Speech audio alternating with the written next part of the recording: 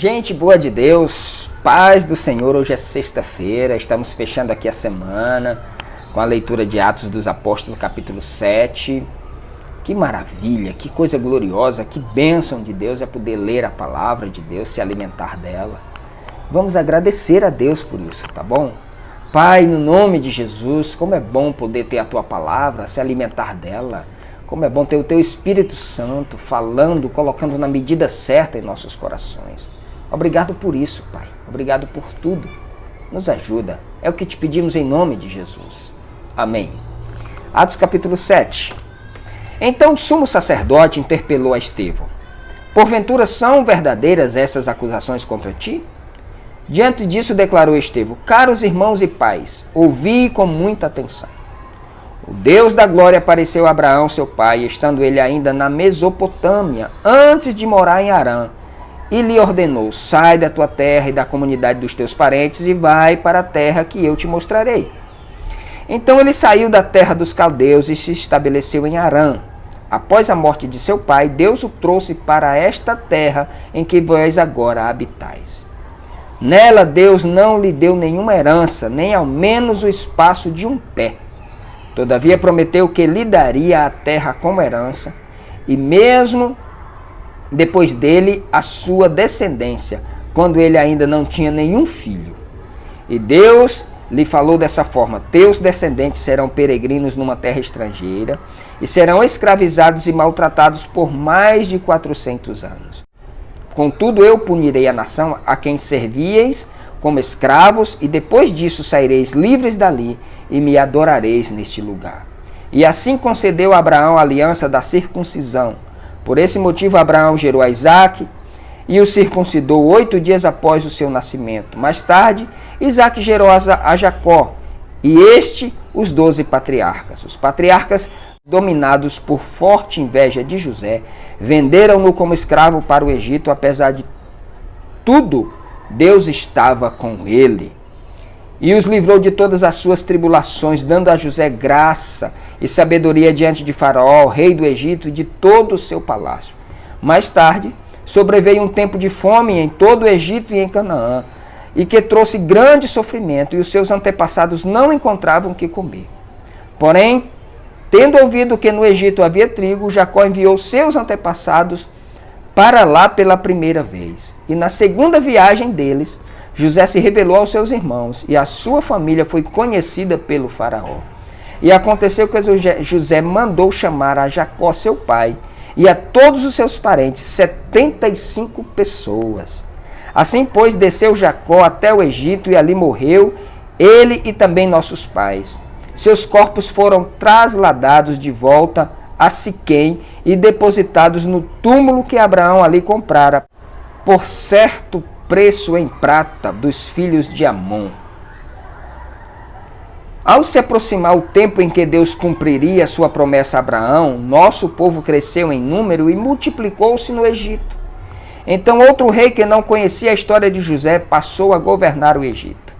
Ele agiu de forma traiçoeira contra nosso povo e oprimiu os nossos antepassados, a ponto de obrigá-los a abandonar seus próprios recém-nascidos, a fim de que não sobrevivessem. E foi naquela época que nasceu Moisés, que era um menino extraordinário aos olhos de Deus. Por 3 meses ele foi criado na casa de seu pai. Entretanto, quando teve que ser abandonado, a filha de Faraó o tomou e o criou como seu próprio filho. E assim Moisés foi educado em toda a sabedoria dos egípcios e tornou-se um grande homem poderoso em palavras e obras.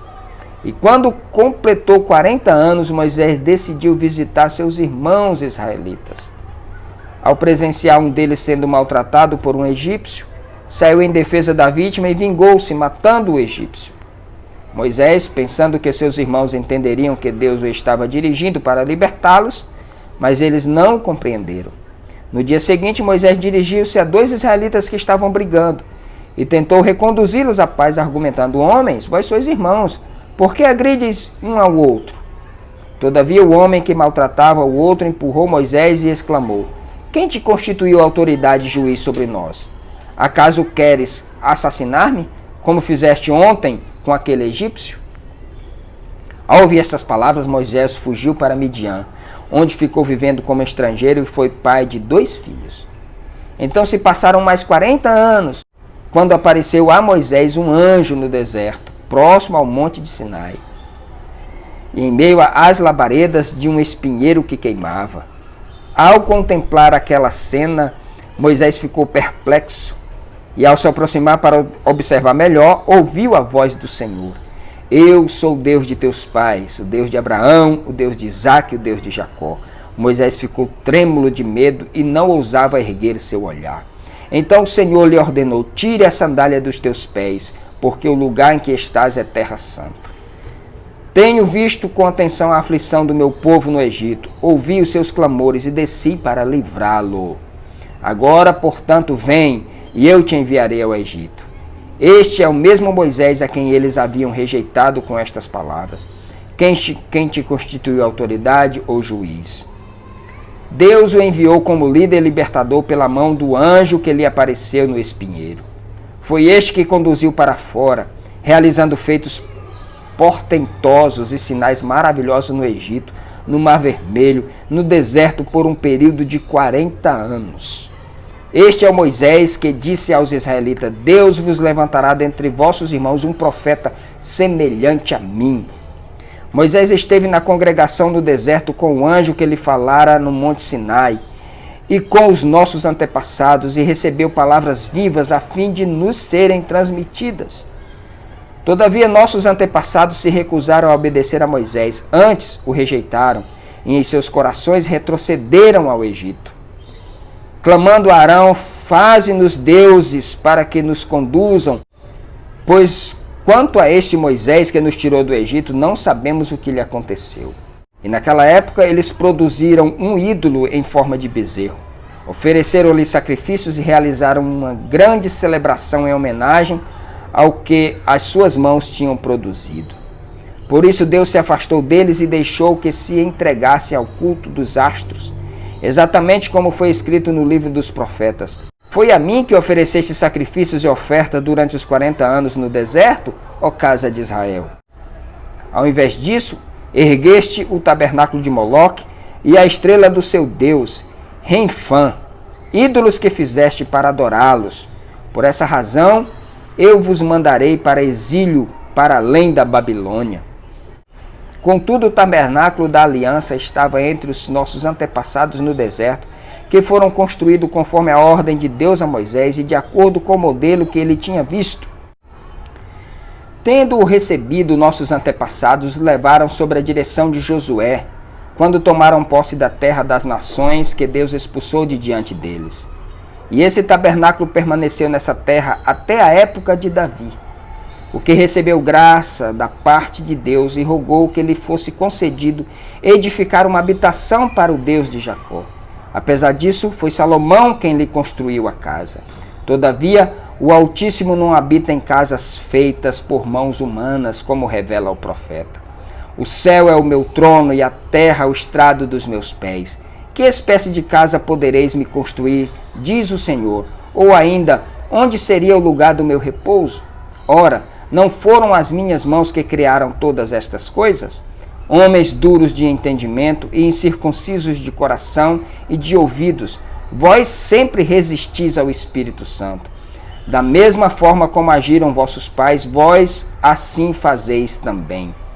Que profeta vossos antepassados não perseguiram? Assassinaram até mesmo que anteriormente anunciaram a chegada do justo, do qual agora vos tornastes traidores e homicidas. Vós que recebestes a lei por ministração de anjos, porém não obedecestes. Ao ouvir tais palavras, grandemente se enfureceu o coração e rinhavam os dentes contra Estevão. Contudo, Estevão, cheio do Espírito Santo, ergueu seus olhos em direção ao céu e contemplou a glória de Deus e Jesus em pé à direita de Deus. E exclamou: eis que vejo os céus abertos e o Filho do Homem em pé à direita de Deus. Então eles taparam os ouvidos e aos berros atiraram-lhes todos juntos contra ele. E arremessando-o para fora da cidade, o apedrejaram. As testemunhas deixaram suas roupas aos pés de um jovem chamado Saulo. Assim, enquanto estavam apedrejando Estevão, ele declarava uma oração: Senhor Jesus, recebe o meu espírito. Então caiu de joelhos e clamou em alta voz: Senhor, não lhes atribuas este pecado. E tendo dito estas palavras, adormeceu. Nossa, que discurso esse de Estevão. Olha, irmãos, esse era um diácono que servia cesta básica para viúvas. Olha o discurso do homem, olha a capacidade. O cara começa desde Abraão, Isaac, Jacó, Moisés, Egito, terra prometida, Josué, profetas. Ele vem destrinchando Davi, Salomão, ele vem falando tudo. Gente que tem autoridade não só no Espírito de Deus, mas dentro da palavra, que sabe o que está falando. E ele fala e traz esse discurso maravilhoso, essa pregação na frente de todos ali. Vocês sempre resistiram os profetas, vocês sempre assassinaram os profetas e vocês assassinaram o justo Jesus. E diante disso eles não tinham como argumentar contra esse homem, porque ele estava certo, ele tinha razão, ele estava cheio do Espírito Santo. E como eles não tinham mais como argumentar, o que eles fizeram? A Bíblia diz que eles tamparam os ouvidos, rangiam os dentes de raiva, de ira. E aí arremessaram contra ele, levaram ele para fora, tiraram a roupa, deixaram a roupa nos pés de Saulo, que depois vai se converter e é o apóstolo Paulo. E aí, além disso, eles o apedrejaram até a morte. E na hora do apedrejamento, ele diz: Senhor, não leve em conta o pecado dessa gente. Ele olha para o céu e vê o Senhor de pé, à direita de Deus. Eu acho interessante que sempre que Jesus está à direita de Deus é sentado. Mas aqui Estevão vê ele de pé. Que coisa gloriosa, que ousadia. Que Deus abençoe você. Que você tenha um excelente final de semana. Que Deus te dê ousadia, que o Espírito Santo te capacite, que o Espírito Santo te fortaleça. Que você seja um atalaia, que você seja um Estevão nas mãos de Deus. Um abraço, a gente se vê na segunda-feira.